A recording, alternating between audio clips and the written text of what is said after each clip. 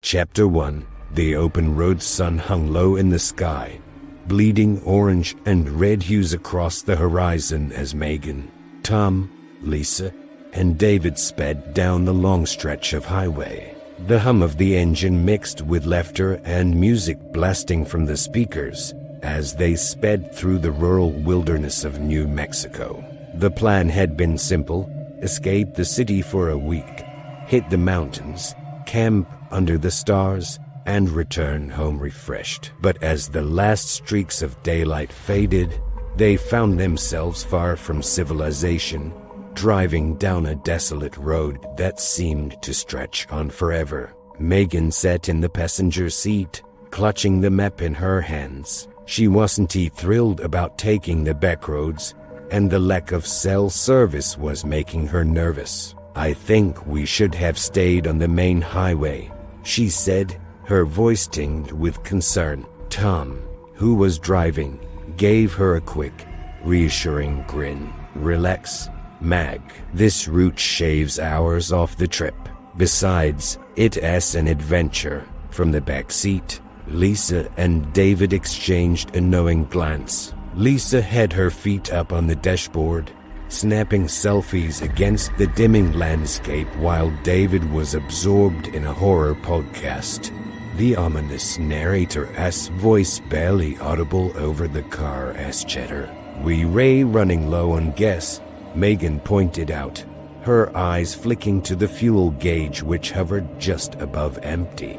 "And I haven't seen a gas station for miles." "Don't sweat it," Tom said, still relaxed. "There's bound to be a station soon. We've got plenty of time before we ray completely out." The highway stretched on, a seemingly endless ribbon of asphalt surrounded by towering trees and rocky outcroppings.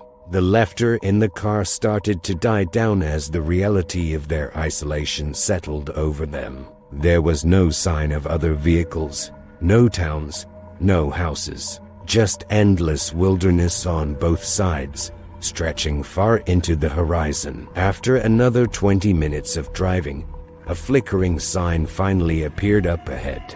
"Wilson's guess 10 miles.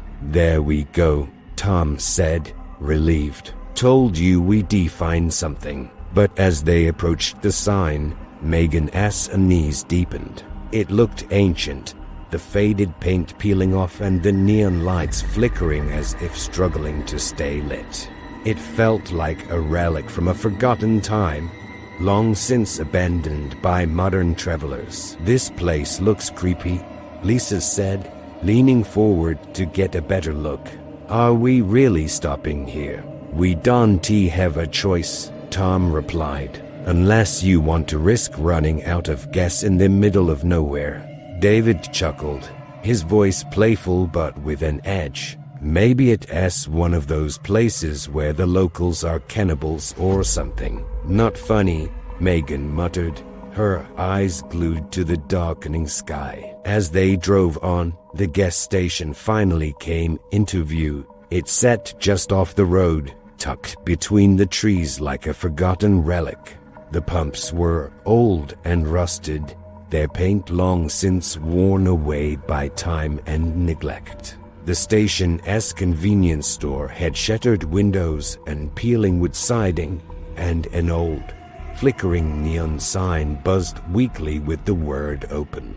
The only other building nearby was a weather-beaten shack in the back, its purpose unclear. "I am not going in there," Megan said firmly. "Come on," Tom replied, pulling the car to a stop beside the nearest pump. "It's just a quick fill-up. We'll be back on the road before you know it." The four of them climbed out of the car, the cold evening air wrapping around them like a damp shroud. The station felt wrong. There was no other way to describe it. The wind blew softly, carrying with it a faint, almost imperceptible sound, like distant whispers rustling through the trees. Lisa shivered, pulling her jacket tighter around her. "I don't like this place. Let us hurry up." David was the first to approach the convenience store. "I'll check if they've got anything to snack on." "You guys need anything?" Megan stayed close to the car, her eyes darting around the dark forest that surrounded them. "Just be quick." David gave a playful salute and pushed open the door, a rusty bell jingling above his head as he disappeared inside. The others watched as the door creaked shut behind him, the sound unnervingly loud in the stillness of the night. Chapter 2: Strangers in the Dark. Minutes passed. The gas pump ticked slowly as Tom filled the car, the old machine groaning as if each drop of gas was a struggle. Megan paced back and forth, glancing nervously toward the store. The windows were dark, and there was no sign of David. Lisa frowned, leaning against the car. "How long does it take to grab some chips?" "He has been in there a while." Tom capped the gas tank, frowning. "Yeah, I'll go see what's taking him so long." He handed Megan the keys and walked toward the store, the heavy silence growing more oppressive with each step. The whine seemed to have picked up, and the whispers in the trees grew louder, though they were still too faint to make out clearly. Megan watched him go, her heart pounding in her chest. Something was wrong. She could feel it in the pit of her stomach, an instinctive dread gnawing at her. She turned to Lisa, who was scrolling through her phone in a vain attempt to find a signal. "Do you think they ray okay in there?" Megan asked. Lisa looked up, her face illuminated by the faint glow of her screen. "They ray probably just messing around. You know how David is." Megan wasn't so sure. She glanced back toward the store just as Tom disappeared inside, the rusty bell clanging again before the door slammed shut. The night had grown colder, and the air felt thick, like it was pressing down on her. She hugged herself tightly, trying to shake the sense of foreboding that hung over the gas station like a storm cloud. A noise broke the silence, a faint sound, like a distant footstep coming from the trees. Megan froze, her eyes scanning the dark woods surrounding the station. "Did you hear that?" she whispered. Lisa paused, her head cocked to one side. "Hear what?" Another sound closer this time. It was subtle, like someone or something was moving just beyond the tree line. Megan took a step back, her breath catching in her throat. There's someone out there. Lisa stood up, looking into the dark forest. "Probably just an animal." Megan shook her head, her pulse racing. "No, it's not an animal." Before Lisa could respond, the door to the convenience store burst open. Tom stumbled out, his face pale and his eyes wide with panic. "Get in the car," he shouted, his voice shaking. Megan and Lisa froze, staring at him in confusion. "What's going on?" Lisa asked, stepping forward. "Just get in the car," Tom repeated, running toward them. Without another word, the two women hurried toward the car, but before they could reach the doors, the store's front windows shattered. A deafening crash filled the air as glass exploded outward, showering the ground in glittering shards. Something large and dark moved inside the store, its shape barely visible in the shadows. Megan screamed as Tom reached the car, fumbling with the keys to unlock it. "Where's David?" she cried, panic overtaking her. He is gone," Tom stammered, his face pale as he unlocked the car doors. "We need to leave now." Lisa grabbed his arm, her voice frantic.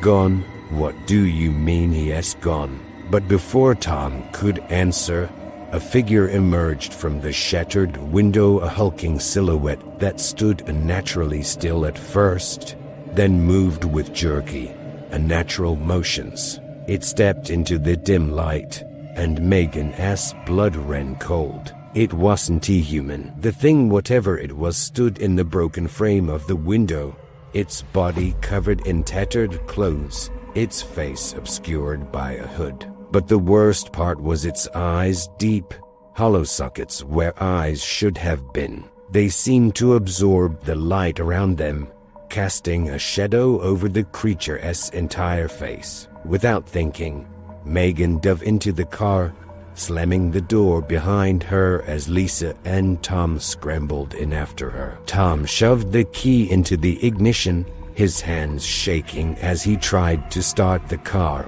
The engine sputtered. "Come on, come on," Tom growled, turning the key again. This time, the engine roared to life, and he slammed his foot on the gas. As the car sped away from the station, Megan looked back through the rearview mirror. The figure was still standing there, watching them go, its eyeless gaze following them as they disappeared down the highway. But just as the station began to fade from view, the figure moved again, this time not toward the car, but toward the dark woods. Chapter 3: The Descent. They drove in silence for what felt like hours, the tension in the car thick enough to choke on. The only sound was the rhythmic thrum of the tires on the road and the faint, panicked breathing of its passengers. The empty highway stretched out before them, a never-ending path into the unknown.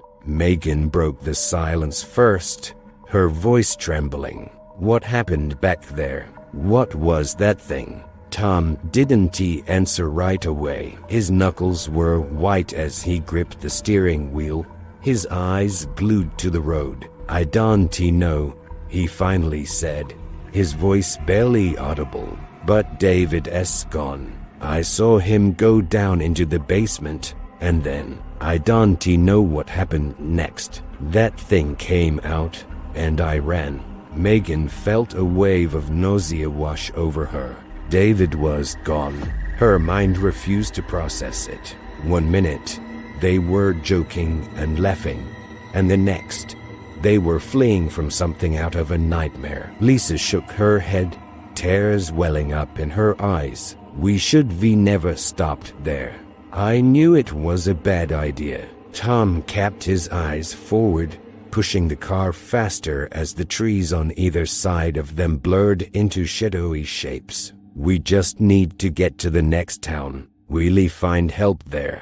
We'll figure this out." But deep down, Megan wasn't so sure. Something about the station, about whatever was in those woods, felt wrong, like they had crossed a line they were never meant to cross. And now, whatever had been waiting for them there wasn't going to let them go so easily. As they drove, the road ahead began to change. The once familiar stretch of asphalt became more twisted, the trees growing closer together as if trying to swallow the road. The headlights flickered, casting eerie shadows that danced in and out of view. And then, Megan noticed something strange. The gas station sign. Her heart skipped a beat as she stared at the flickering words, "Wilson's gas 10 miles. "No," she whispered, her voice shaking. "No, we already passed that." Tom slowed the car, his face twisted in confusion. That can't be right. But there it was, the same rusted sign, the same flickering lights, and as they turned the next corner, the gas station itself came back into view, exactly as they had left it. Lisa screamed, We're back at the station." Tom slammed on the brakes, skidding to a stop just yards from the station. The car's headlights illuminated the broken windows of the store, the rusted pumps, and the dark figure now standing by the entrance, watching them with its eyeless gaze. "We never left," Megan whispered, tears streaming down her face. "We trapped."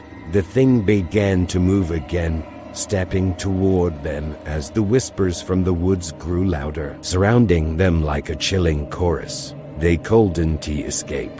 They were caught in a loop, and whatever haunted Wilson's gas station wasn't going to let them leave. Not alive.